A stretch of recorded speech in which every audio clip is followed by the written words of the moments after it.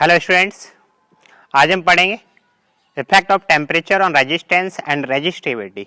Okay, effect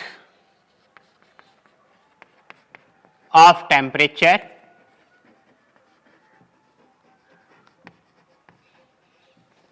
on resistance and resistivity.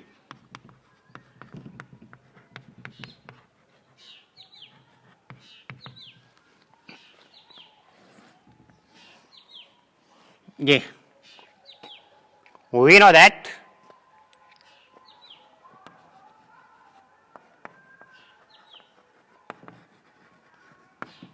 resistance R equal to MLY AN E square torque and resistivity rho equal to LY N E square torque, where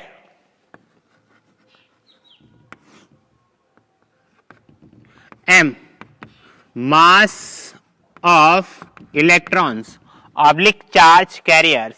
जैसे कि conductors में free electrons होते हैं, semiconductor में holes electrons दोनों ही होते हैं. तो यहाँ पे M रहेगा mass of electrons oblique charge carriers, L length of conductor along the direction of current, A cross section area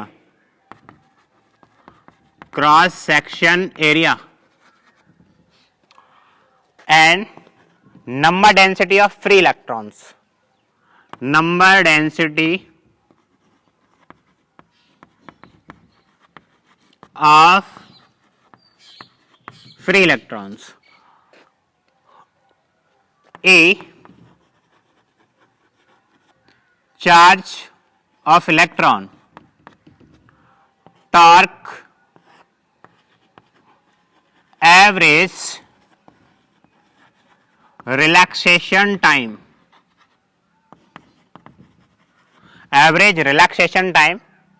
between two successive collision.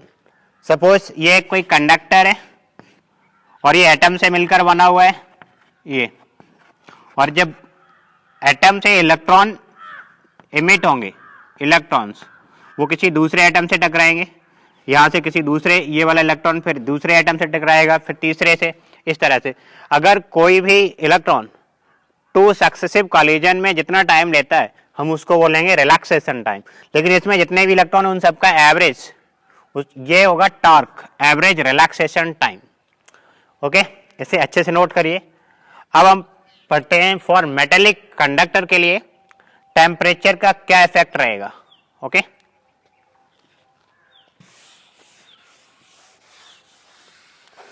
First statement is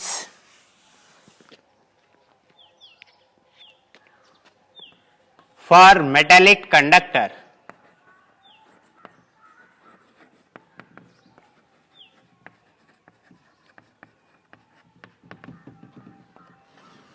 metallic conductors have free electrons. Okay, they have 10 to power 29 free electrons per meter cube approximately at room temperature.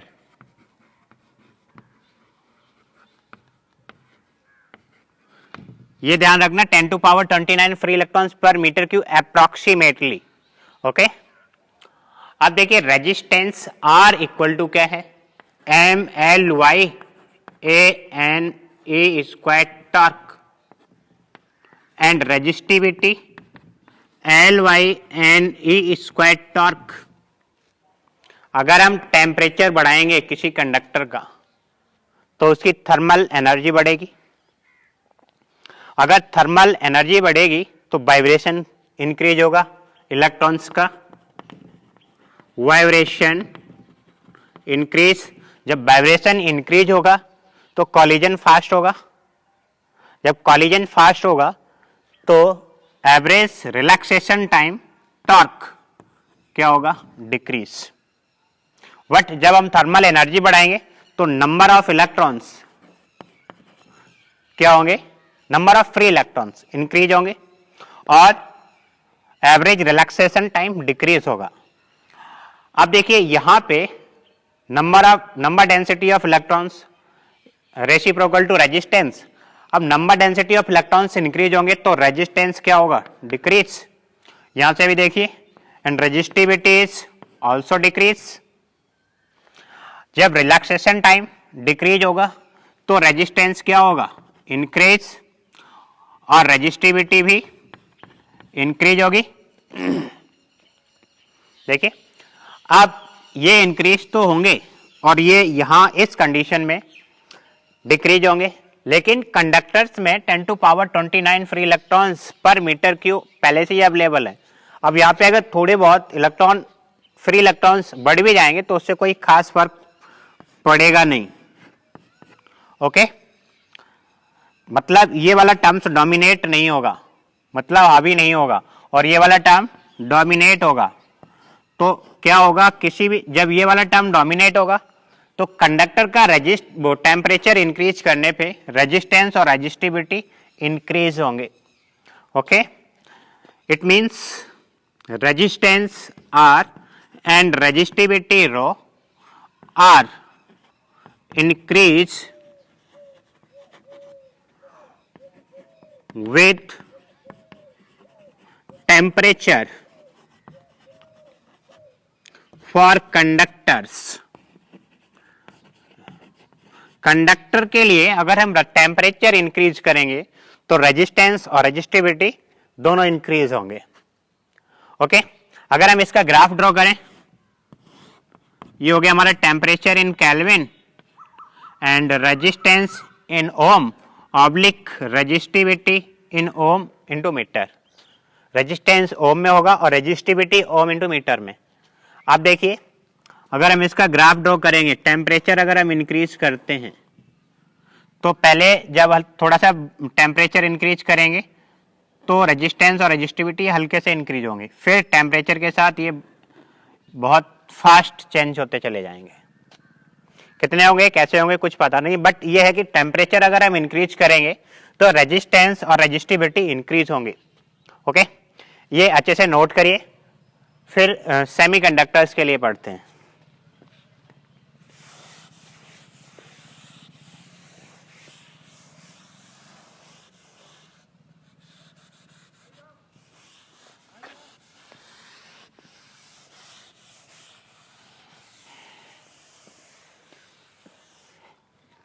For semiconductors,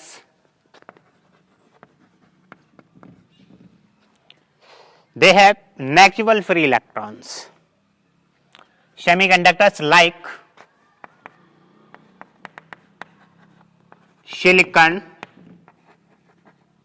germanium, etc. They have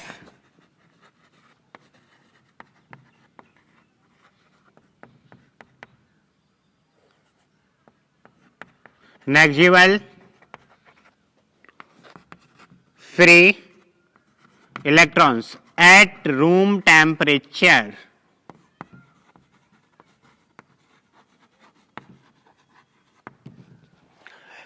इस तरह से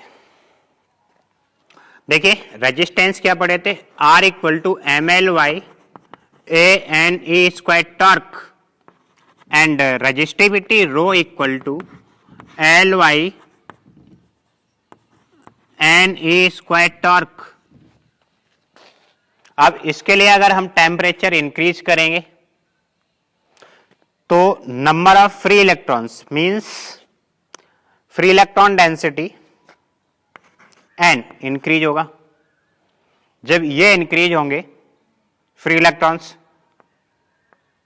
तो resistance क्या होगा, decrease, and resistivity is also decrease. अब ये number density of free electrons increase क्यों होंगे, जब हम टेम्परेचर बढ़ाएंगे तो इलेक्ट्रॉन्स का वाइब्रेशन फास्ट होगा, मींस फ्री इलेक्ट्रॉन्स और ज्यादा जनरेट होंगे, ओके, अब ज्यादा वाइब्रेशन फास्ट होगा तो एवरेज रिलैक्सेशन टाइम क्या होगा, डिक्रीज होगा।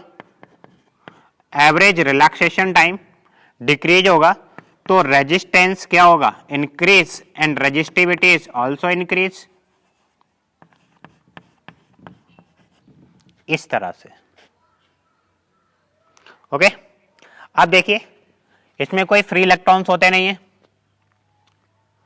तो इसमें जो एवरेज रिलैक्सेशन टाइम है वो बहुत कम ही होगा, मतलब ये वाला टर्म डोमिनेट नहीं करेगा। और जब इसका हम टेम्परेचर इंक्रीज करेंगे तो फ्री इलेक्ट्रॉन्स इंक्रीज होंगे बहुत फास्ट सेमीकंडक्टर्स के लिए। अब बहुत ज्यादा फास्ट क्यों होंगे, क्योंकि सेमीकंडक्टर्स में हम डॉपिंग करते हैं। डॉपिंग का मतलब इम्प्योरिटी मिक्स करते हैं। जैसे ही हम इसका टेम्परेचर बढ़ाएंगे तो नंबर ऑफ फ्री इलेक्ट्रॉन्स बहुत लार्ज अमाउंट में जनरेट हो जाएंगे। जब बहुत लार्ज अमाउंट में फ्री इलेक्ट्रॉन्स होंगे इसमें तो क्या हो जाएगा, resistance decrease and resistivity is also decrease.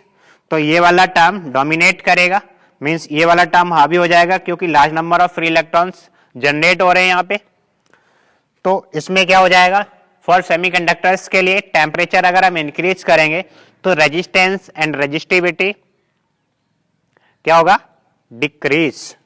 Resistance and resistivity are decreases with increase in temperature for semiconductors. For semiconductors अगर हम इसका ग्राफ बनाए तो ग्राफ कैसा हो जाएगा, कुछ इस तरह से। ये है हमारा time in kelvin, this is origin, resistance in ohm और रेजिस्टिविटी इन ओम मीटर। अगर हम इसका ग्राफ ड्रॉ करेंगे तो जब टेम्परेचर इंक्रीज हो रहा है इस तरफ तो रेजिस्टेंस और रेजिस्टिविटी डिक्रीज होंगे। देखिए ये ग्राफ बन जाएगा इसका इस तरह से। ओके, इसको अच्छे से नोट करिए, फिर अलाउंस के लिए पढ़ते हैं हम।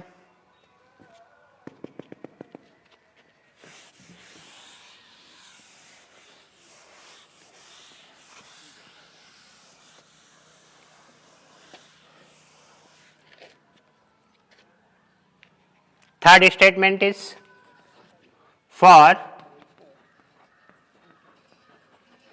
some allows like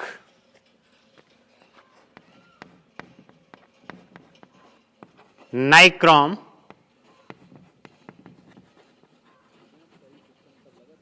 manganese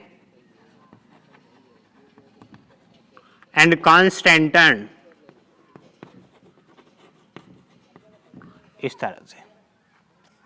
resistance and resistivity nearly unaffected with increase in temperature for allows। इनके लिए रेजिस्टेंस और रेजिस्टिविटी अनअफेक्टेड होते हैं अगर टेम्परेचर को हम इंक्रीज करें तो। Resistance and resistivity rho are nearly unaffected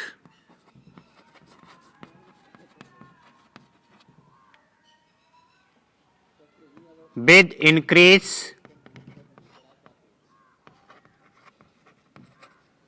in temperature। Okay, अब देखिए किस तरह से।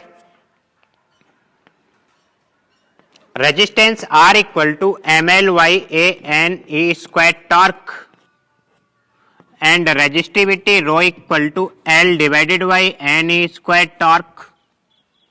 अगर हम इसका टेम्परेचर इंक्रीज करेंगे तो वाइब्रेशन फास्ट होगा, मीन्स कॉलिजन भी फास्ट होगा,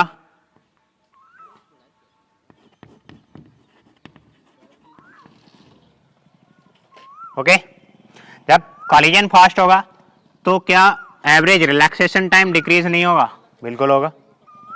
और number of free electrons increase होंगे। नंबर ऑफ फ्री इलेक्ट्रॉन्स जब इंक्रीज होंगे तो रेजिस्टेंस क्या हो जाएगा? डिक्रीज। और रेजिस्टिविटी क्या हो जाएगा? Resistivity is also decrease. लेकिन जब एवरेज रिलैक्सेशन टाइम डिक्रीज हो रहा है तो रेजिस्टेंस क्या होगा? Increase and resistivity is also increase. ये वाले दोनों सेट क्या हो जाएंगे? दोनों फैक्टर कंपनसेट करेंगे।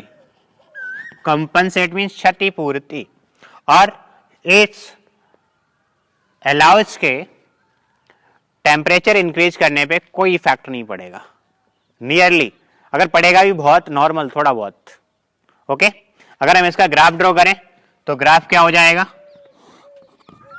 Temperature in kelvin, resistance in ohm और रेजिस्टिविटी।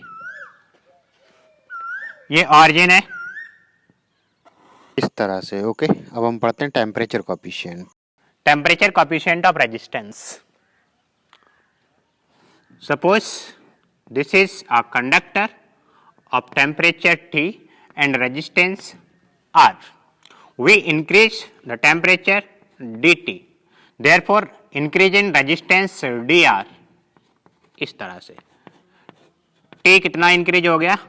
T प्लस dt हो जाएगा और रेजिस्टेंस R प्लस dr। इसका मतलब क्या है? जो इंक्रीज इन रेजिस्टेंस है वो डायरेक्टली प्रोपोर्शनल टू हो जाएगा इंक्रीज इन टेम्परेचर।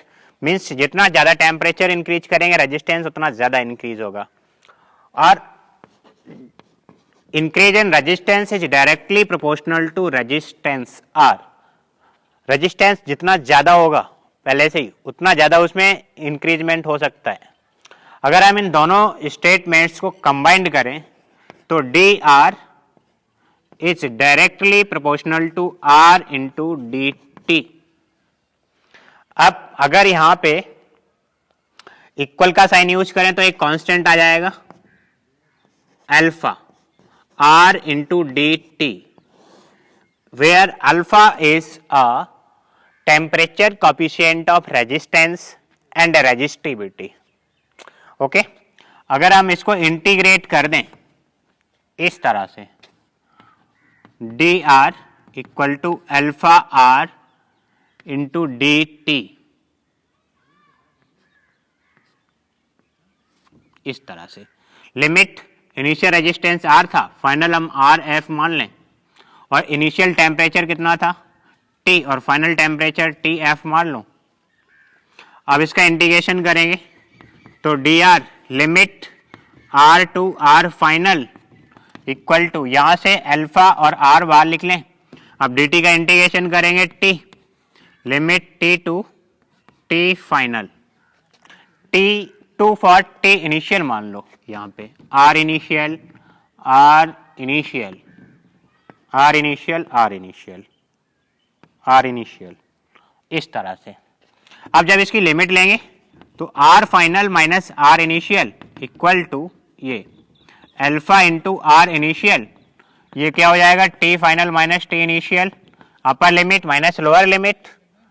अब अगर हम इसको लिखना चाहें तो अल्फा इक्वल टू क्या हो जाएगा R final minus R initial divided by alpha R initial T final minus T initial, इस तरह से हो जाएगा।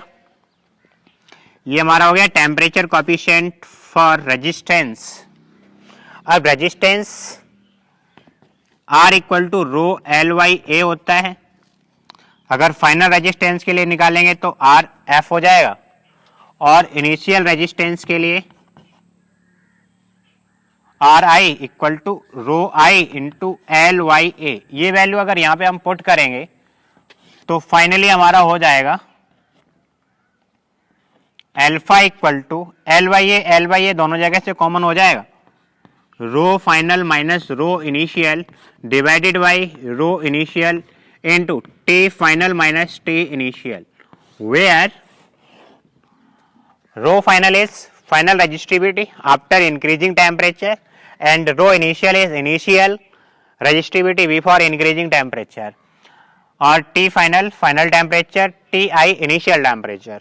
ओके, इसको अच्छे से नोट करिए. फिर थोड़ा ये बताते हैं कि अल्फा कब नेगेटिव होगा, कब पॉजिटिव होगा, कब जीरो होगा. ओके,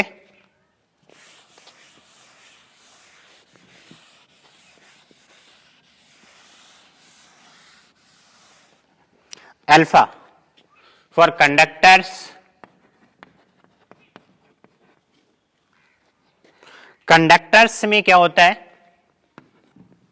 टेम्परेचर इंक्रीज करने पे रेजिस्टेंस इंक्रीज होता है और रेजिस्टिविटी भी इंक्रीज होती है. अब जब रेजिस्टेंस इंक्रीज होगा तो फाइनल रेजिस्टेंस ज्यादा हो जाएगा, फाइनल माइनस इनिशियल वाला कम, तो अल्फा क्या हो जाएगा, positive. And for semiconductors, semi conductors alpha, जब सेमीकंडक्टर में हम टेम्परेचर इंक्रीज करते हैं तो रेजिस्टेंस डिक्रीज होता है और रेजिस्टिविटी भी डिक्रीज होती है. इसका मतलब क्या है, रेजिस्टेंस फाइनल वाला कम होगा, इनिशियल वाला ज्यादा होगा, तो कम वाले में से ज्यादा वाला माइनस करेंगे तो अल्फा कैसा हो जाएगा, नेगेटिव. ये इंसुलेटर के लिए भी होता है, इंसुलेटर्स और सेमीकंडक्टर्स दोनों के लिए नेगेटिव रहेगा. एंड फॉर अलाउज, अलाउज के लिए क्या होता है, टेम्परेचर इंक्रीज करने पे रेजिस्टेंस एंड रेजिस्टिविटी अनअफेक्टेड होते हैं. अनअफेक्टेड होते हैं तो इनिशियल रेजिस्टेंस और फाइनल रेजिस्टेंस इक्वल होंगे. अगर इक्वल होंगे, R initial equal to R final है, तो यहां पे अल्फा क्या हो जाएगा, जीरो. ओके, इसे अच्छे से नोट करिए. फिर इसका एक एग्जांपल बताते हैं. एग्जांपल देखिए, the resistance of platinum wire of platinum resistance thermometer at the ice point is 5.0 ohm and at steam point 5.23 ohm. When thermometer inserted in a hot bath, the resistance of platinum is 5.795 ohm. Calculate the temperature of bath. Okay, so resistance at 0 degrees Celsius is 5.0 ohm, means ice point पे resistance 5.0 ohm, and resistance at steam point means 100 degree Celsius पे 5.23 ohm. उसके बाद when thermometer inserted in a hot bath, the resistance of platinum is 5. ये किसी temperature पे 5.795, मान लीजिए T temperature पर 5.795 ओम. कैलकुलेट द टेम्परेचर, किस टेम्परेचर पे इतना है वो आपको टेम्परेचर कैलकुलेट करना है. Temperature coefficient alpha equal to क्या पढ़े, R final minus R initial divided by R initial into T final minus T initial. ये फॉर्मूला पढ़े थे हम. अब इसके लिए क्या हो जाएगा, alpha R final 5.23 minus 5.0 divided by 5.0 means 5 और टी फाइनल 100 डिग्री है स्टीम पॉइंट और minus T initial ice point 0, तो ये हो जाएगा 0.23 डिवाइडेड बाई 5 इंटू 100. ये अल्फा की वैल्यू हो गई. अब इसके लिए क्या करेंगे, alpha equal to R final मतलब temperature resistance at T temperature minus R initial means resistance at ice point divided by resistance at ice point और temperature T final minus T initial. Final कितना है T और initial ice point पे कितना होता है 0. Alpha equal to R T कितना है 5.795 ohm minus 5.0 divided by 5.0 into T, alpha equal to 0.795 divided by 5 into T. Alpha का वैल्यू ये यहां से यहां पे पुट करते हैं हम, तो 0.23 divided by 5 into 100 equal to 0.795 divided by 5 into T. ये 5 से 5 कैंसिल आउट। जब इसका मल्टीप्लाई करेंगे 100 का इसमें मल्टीप्लाई करेंगे तो कितना हो जाएगा 79.5 डिवाइडेड बाई, इसे डिवाइड करेंगे 0.23, जब कैलकुलेट करेंगे तो 345.65 डिग्री सेल्सियस। ये हो गया आपका आंसर। ओके, आज के लेक्चर में इतना ही। थैंक्स।